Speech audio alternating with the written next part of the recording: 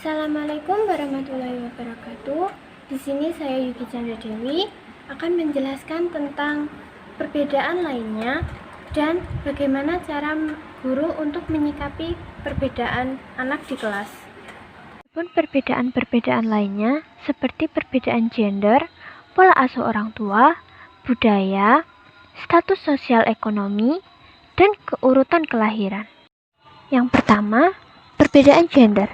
Dalam suatu penelitian, laki-laki dan perempuan memiliki perbedaan, di mana laki-laki lebih baik dalam tes atau pemecahan masalah dalam matematika, sains, dan ilmu sosial pada awal masa remaja.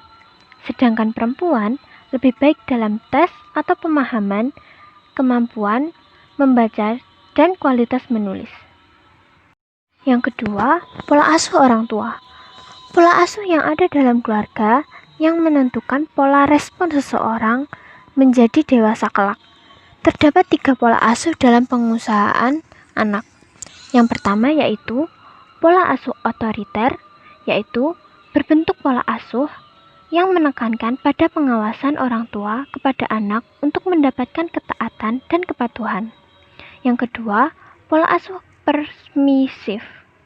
Pola asuh ini merupakan bentuk di mana orang tua memberikan kebebasan sebanyak mungkin kepada anak untuk mengatur dirinya, dan anak tidak dituntut untuk bertanggung jawab dan tidak banyak dikontrol orang tua.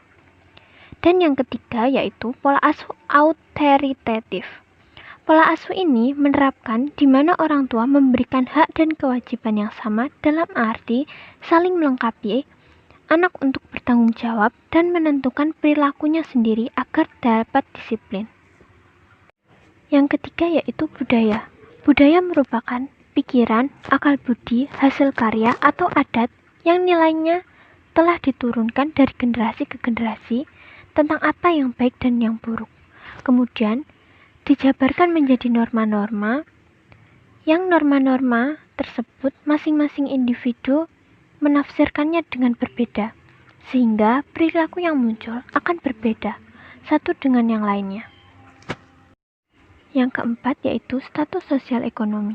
Dalam lingkungan keluarga, tingkat literasi finansial ditentukan oleh peran orang tua dalam memberikan dukungan berupa pendidikan keuangan dalam keluarga.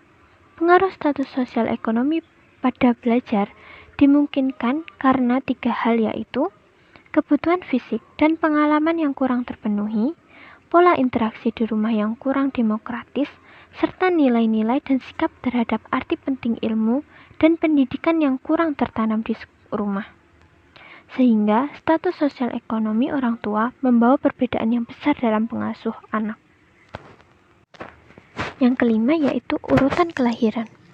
Walaupun masih menjadi kontroversi, akan tetapi karakteristik kepribadian seseorang dipengaruhi oleh urutan kelahiran seperti anak yang lahir sulung atau anak pertama cenderung lebih teliti, mempunyai ambisi, dan agresif dibanding dengan adik-adiknya. Anak tengah sering menjadi mediator atau pecinta damai.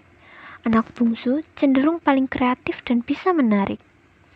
Anak tunggal atau si anak sematawayang biasanya sering merasa terbebani dengan harapan yang tinggi dari orang tua mereka terhadap diri mereka sendiri. Mereka lebih percaya diri, supel, dan memiliki imajinasi yang tinggi. Cara guru menyikapi perbedaan siswa di kelas, yaitu dengan memahami kepribadian dan karakter anak didik.